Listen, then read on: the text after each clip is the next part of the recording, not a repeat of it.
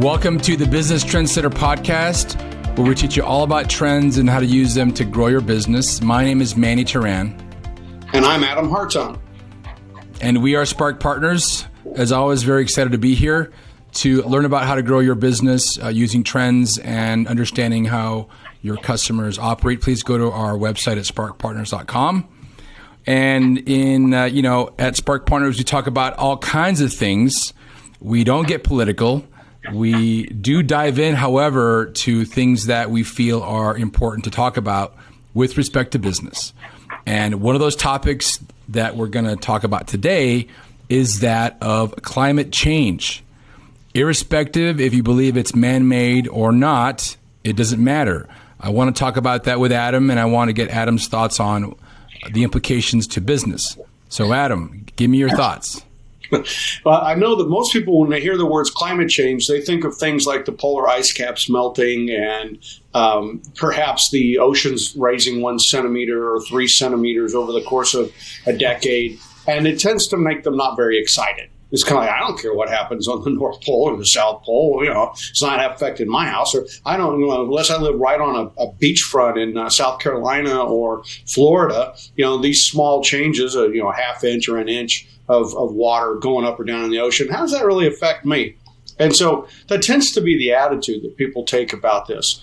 And what I want to do is hope that today we can start saying, wait a minute, this idea is much bigger than that. It is affecting everybody, and it's affecting everybody today, and it's going to continue to affect you for the next 20 years. And we know that just because of the amount the temperature's already risen, and because we know that there's nothing we can do in the short term. Over the course of 10 to 20 years, we know what's going to happen.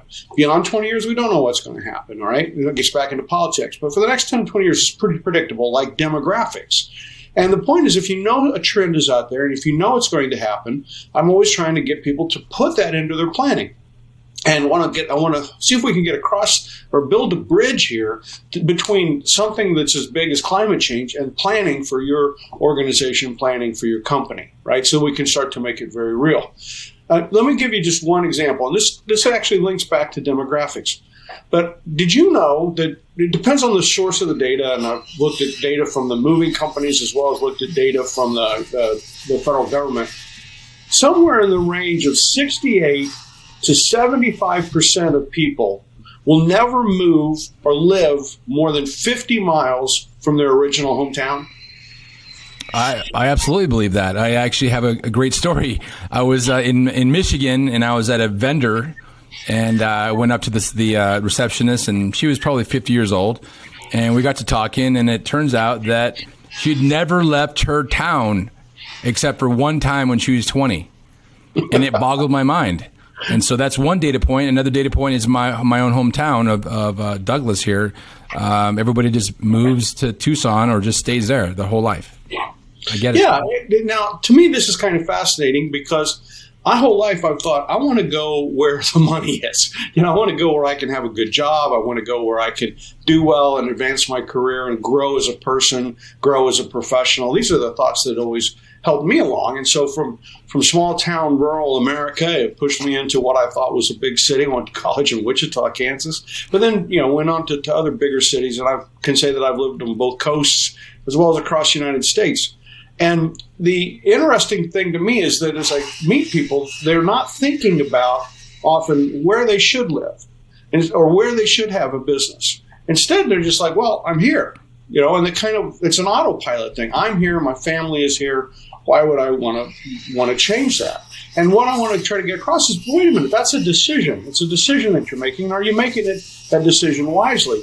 I know that it was about 7 years ago, I made the decision that I was going to leave Chicago after 25 years, and I was going to move to Las Vegas. And all of my friends and colleagues in Chicago said, you're not going to pull it off. You're really not going to do it. You're going to buy the land. You're going to start building the house. But when it comes time, you won't move.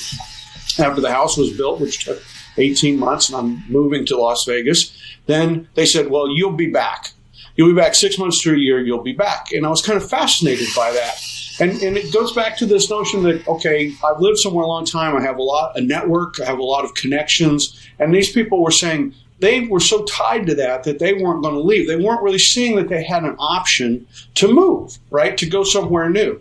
I, for one, I wasn't originally from Chicago, so I wasn't a terribly big fan of the weather there. But as the polar vortexes came along and we could see what was happening with climate change, it was quite clear that Chicago was going to swing back and forth between very, very hot summers and very, very cold winters.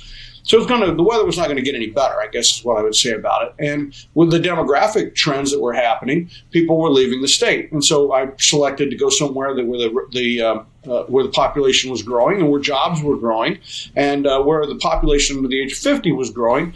And it turned out quite well for me as I made that move. Now, let's think about this a little bit more. I was having a recent conversation with a friend. I've known Michael Houlihan for 20 years. And Michael has lived in Healdsburg, California. He was the original founder of Barefoot Wines, right? And so long been a fan of the wine country, and he was very successful building that brand up, and then he sold it off to Gallo. And just a promoter of his hometown where he lived, Healdsburg, California. But you're probably aware that the wine country has been gripped with wildfires the last few years. There's been wildfires up in the Russian River Valley. There's been wildfires in Sonoma County. There's been wildfires in Napa County. And he has chosen to stay, even though he's no longer in the wine business. He was telling me this weekend, we had a brief conversation, that he has spent almost $100,000 trying to further improve the fire safety of his home. He's had to spray the outside of his house with some kind of a product that reduces the fire. He's had to add a layer of something onto his roof. He's had to remove all of the brushes, all the bushes, trees, anything. There can be no limbs or anything within 10 foot of his house and preferably 20 foot of his house. So bushes that he's been growing for years and years he had to remove. He'd had to do all this, over $100,000. He's still not done. And it's not that he moved, it's just that the climate changed. And because of that climate change, it's now cost him a lot of money. And he said he still doesn't know what his insurance rate's going to be. I did a quick check and I was looking, there's a house in Southern California that pays $1.9 million per year in insurance. It's probably the most expensive. That's ridiculous. Yeah, well, the issue is that the insurance companies are now having to react to climate change.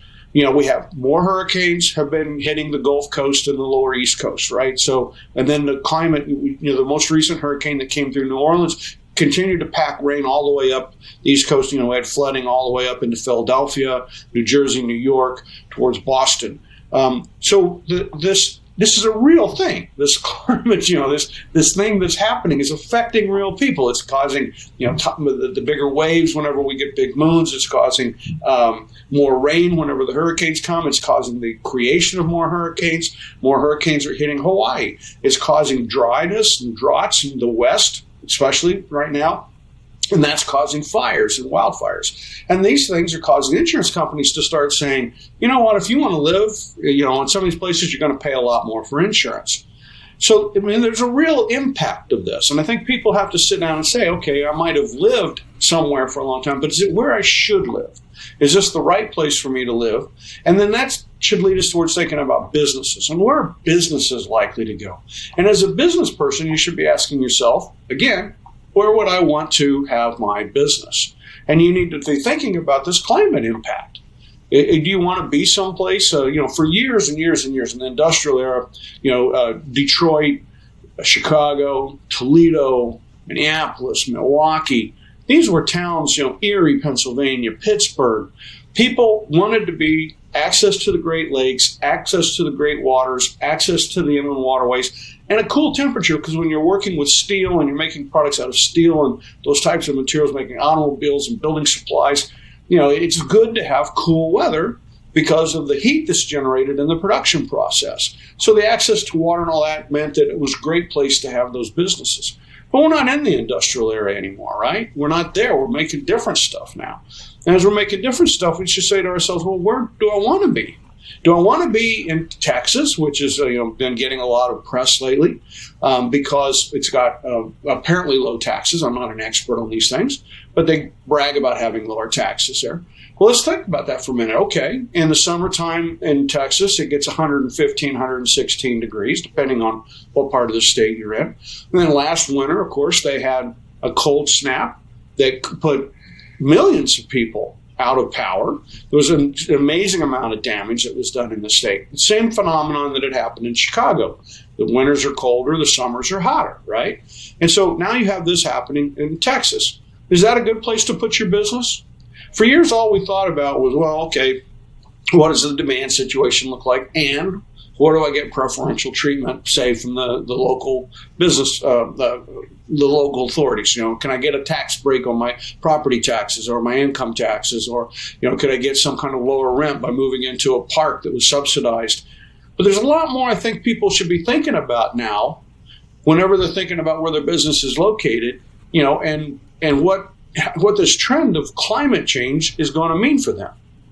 Yeah, and I think a lot of the questions that we talk about are these internal questions that the startup owner or the business owner or the executive needs to make for their business, where they are, what sort of business they're going to be in. We talked about this in the past about the coming freight train of or derailment of the peak oil. Mm-hmm. And, the electric car on the horizon, already here on the horizon, autonomous vehicles on the horizon. And people still don't move. They don't make the decision. They're sort of deer in the headlights because they'd rather not think about it than think about the full implications. And it goes back down to the fear we've talked about in the past as well. People are fearful. They don't want to think about it. The same reason why that woman never left her hometown. And I even asked her, why didn't you leave? And she says, well, I have everything I need here. So what happens when you don't? Now, right? But we're seeing across America, we've already seen the decimation of the small rural town. For many years, the locations of town were as far apart as you could travel by horse in a day. So if you kind of look through the Great Plains, the Great Prairies, Kansas, Oklahoma, Nebraska, and then you get up in towards Colorado, and then look on the west side when you get into states like your own state of Arizona, Nevada. What we see, the distances here were typically the distances you traveled in a day. If it was by horseback, or if the towns were developed after rail, then it was the distance you would travel in a day by rail. But now, is that important anymore? Not as much, no. No. And so we see, why does this town that was once 15,000 people, it becomes 10 and then 5 and then 2,000, and then pretty soon there's just not a town at all anymore, right? There's nobody left there. So do you want to be the last person there when the houses are worth nothing? That's kind of the point that you have to think about this. And so where are the businesses going to go going forward? And if you're not factoring in this climate change, that's a pretty serious mistake. I've talked to a lot of people that have said they want to move their business, for example, to the Carolinas. I say, why? They say, well, because there's a lot of people going to the Carolinas. And I'll start saying, well, what are the demographics of those people? Are they highly skilled people? Are they well-trained? Are they people that are going to grow up a large economy? Or are they retirees, right? If they're retirees, that's not a good economy because we have the demographic problem that we've talked about in previous podcasts. So they say, well, but demand creates, there's going to be demand in that location because there's just so many people. Well, okay, perhaps that's true. But then what happens if when those Outer Bank towns get hit by the catastrophe of these hurricanes? And then how long will the insurance companies pay for them to rebuild those homes? So that's what you have to think through. I was also struck when the last big hurricane went into the panhandle of Florida. There was this town, I don't remember the name of it right now off the top of my head, but it had a whole lot of houses right on the Gulf Coast, beautiful homes, people enjoying the Gulf of Mexico. A lot of people living there full time, some second homes. After the hurricane went through, there were 2 houses left. Just 2.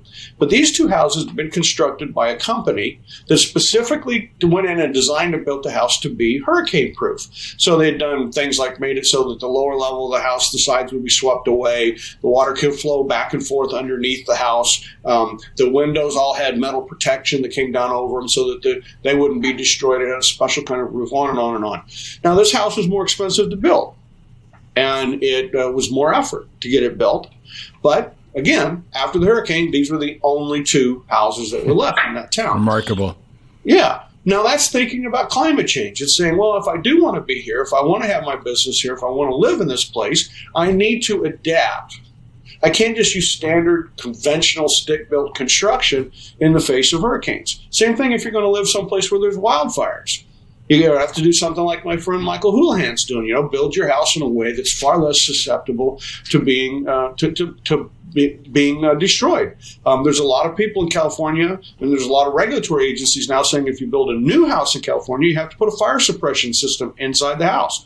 Now they're going to fire suppression systems outside the house on the roof, where people install effectively sprinkler systems. Now, this is one thing to say got a sprinkler system, but then you have to think about power outages, right? And so what happens is they end up putting these enormous tanks. They literally can hold like 500 gallons of water, and they put a pump inside that tank that's a battery-operated pump that's hooked up to a charger so that the battery stays in charge, so that if there's a fire, this tank is sitting there with the water, with the sprinkler on the roof so that it can spray water out, or it's got a special pump that hooks into the swimming pool so that it can pull water out of the swimming pool and pump that on the top of the house to try to keep the house from burning down. These are the kinds of considerations that people have to start making. If a new home is required to have that type of fire suppression on the outside, fire suppression on the inside, are you going to buy a conventional home and move in that area? It seems like you're being told that's a high-risk situation, right? If you don't want to spend the money on that fire suppression, expect your house to burn down because there's probably going to be a wildfire that'll sweep through your area. It's not a matter of if, it's a matter of when. And are you going to be prepared? So these are the things I think people as individuals need to think about, but we also want to think about as businesses. There are people that came into the wine country and put up small businesses because it had a lot of tourists. They also have, it's an agricultural community, anywhere from down the south end down around Napa, Petaluma on the north end up towards Healdsburg and a little bit beyond, and then all the way east, to Calistoga, Healdsburg, and St. Helena. This is a pretty big area, right? It's a pretty big geography. It's a big agriculture area, a lot of people in it. And the question becomes, all right, if I'm going to support those people, what kind of businesses am I going to have to support them? And how do I try to protect those businesses? What would be a good effort for me? What would make that successful? One thing might be you get into the fire suppression business. Might be that you get into the landscaping business to help people remove traditional landscape and put up landscape that's far less likely to burn, or might be even resistant to burning, like a lot of the cacti are, right? So these are the kinds of things that I think everybody should be putting into their personal planning, and that business people should be thinking about as well. I agree. Yeah, the business community, if you're thinking about starting a business, it's a lot more than just whatever your hunch is. Yeah, I think that this town needs another brewery, or I think this town needs another landscaping business. And these conversations happen all the time. The next level, the next few levels that business owners need to make is, okay, well, that's a hunch. Now let's go out and test it against demographics. Let's test it against the market. Let's talk to people. You'd be surprised. I mean, not you, Adam, because we talk about this all the time, but a lot of people don't really understand their customers. They have a product or service, they hang a shingle outside their door, and then they wait. Yeah. And how many businesses have we talked to that the market ran away from them? Right? We've talked about Harley Davidson. We've talked about various car dealerships and some of the issues that they're going to face in the future.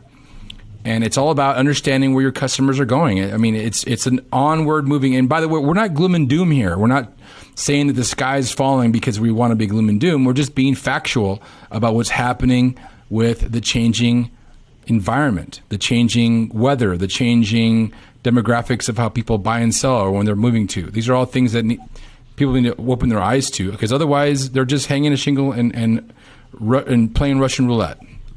Another good friend of mine is Buckley Brinkman. He's head of the Wisconsin Council of Manufacturing and Productivity.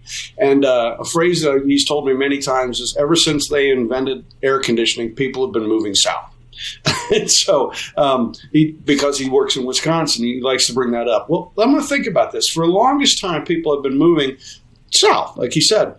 But are you going to want to do that? Are you going to want to go to these Alabama, Mississippi, and the southern states, or to the southwestern states like Arizona, with this change in climate? I said more hurricanes in the south, more hurricanes on the Gulf Coast.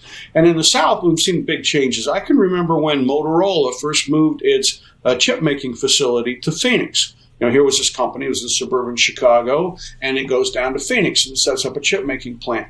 And there were people that from Chicago that moved to Phoenix, and they would talk about the days that it was 100, 105. Now, you live in that area, Manny, and we're seeing record hot summers now in that part of the world. Whereas 115, 117 was a rarely seen event, we see year after year reaching the temperatures 115, 116, 117 degrees. It's starting to get so hot that the asphalt doesn't perform well. We get buckling in the roads, and it just becomes difficult for people to live their lives at those extreme temperatures. So where once it seemed like the smart thing to do was move south, take air conditioning with you, as Buckley said, take advantage of those southern climates. Now we have to think about this. Is it really the right thing to do? Do you really want to try to set up a business in a place like Phoenix, which is going to be, just very, very hot? Is going to benefit from that? Here's one thing about Phoenix. So Phoenix is a leading edge place to live. They're not just sitting around waiting for things to happen.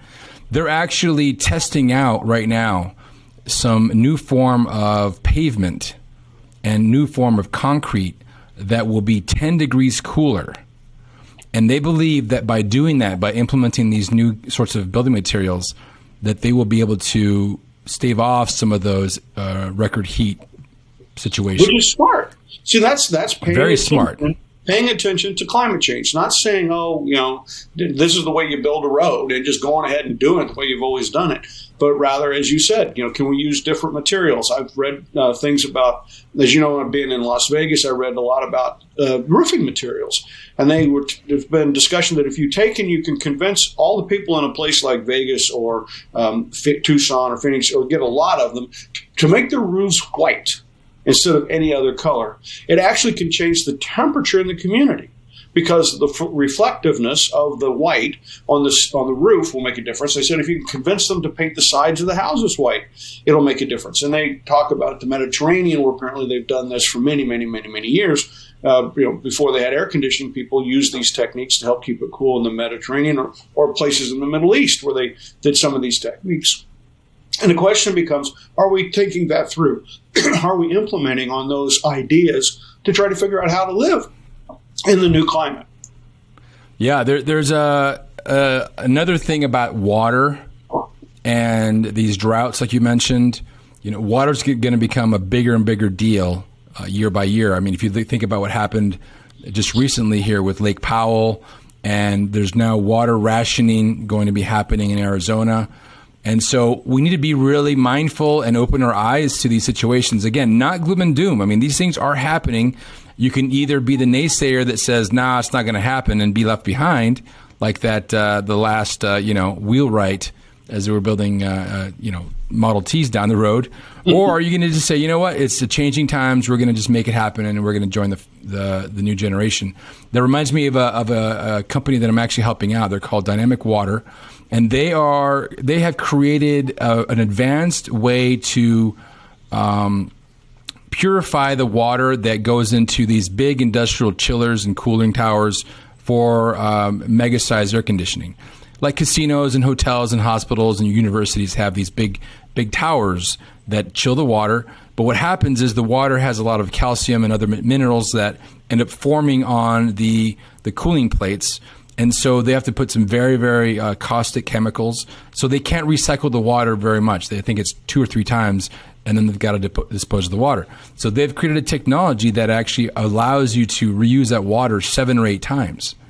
So thinking about that sort of technology, thinking about in your own community, in your own business, how can you think about the coming years?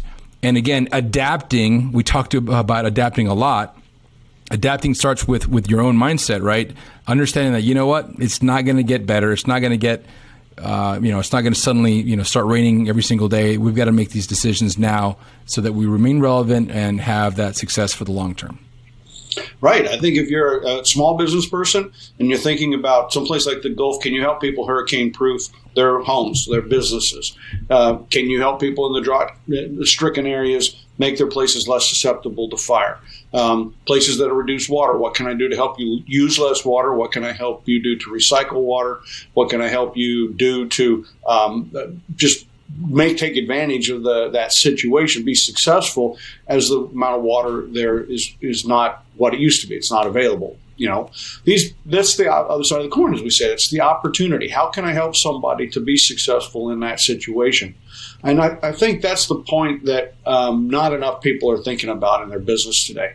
Here's these two big trends: demographics, the aging of the population, movements across the country, that sort of thing that we've talked about quite a bit. And now I'm talking about climate change. Are you actually thinking about that in your plan? Or does your plan just assume the people will be available, assume that the place you're located is the best place to be?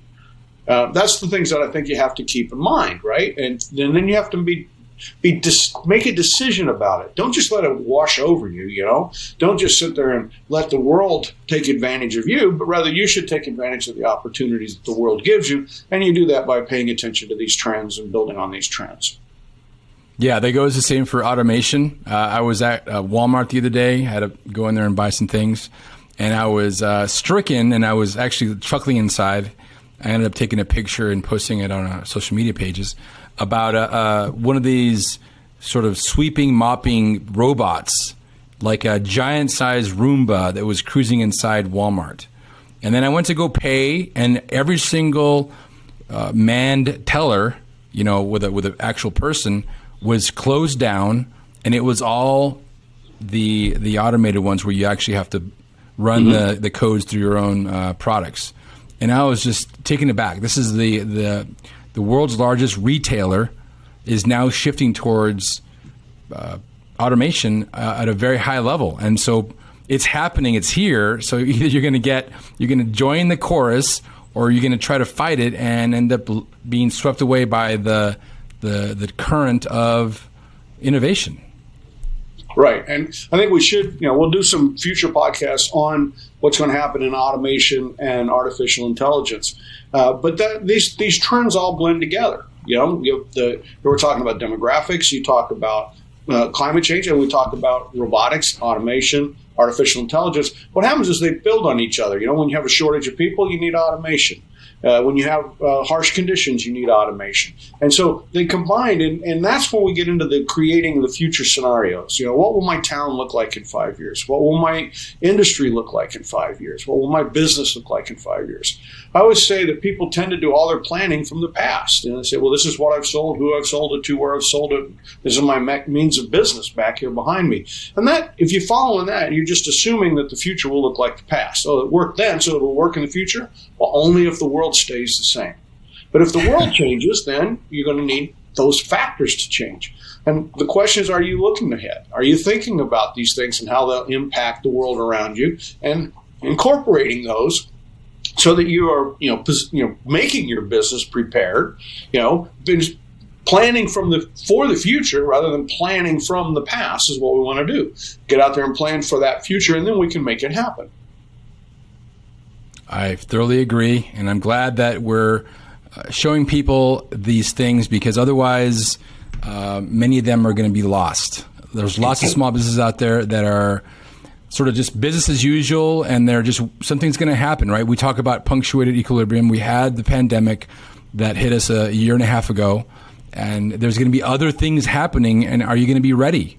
And we have our course called Think Innovation, which prepares you in a very systematic way to fully understand trends and understand how you can adapt your business to these trends. A lot of the course is about understanding your customers. And I don't think that conventional business school or even conventional wisdom has a lot to say about understanding your customers. And so I invite everybody to take a look at our course. Adam and I will also be developing another course on a couple of courses, actually, a family of courses on lock-in. And we've talked about it in the past, and certainly we're excited to be able to share that with our listeners and viewers as well. Any final thoughts, Adam, before we conclude today's podcast? I just hope everybody takes a little bit of time to go on their computer or their mobile device and do some research on what the future of climate change, where you are. there's plenty of people out there writing about it, right? There's plenty of scientists looking at it from a global view all the way down to very specific views of communities. So just do some research, just use that Google tool and see if you can't find out what's likely to happen where you are over 5 to 10 years, and make that part of your decision-making process. Excellent advice. Well, thank you very much, Adam. We'll talk to you next week. Until next time, cheers, and we'll talk to you later. Thank you. Bye-bye.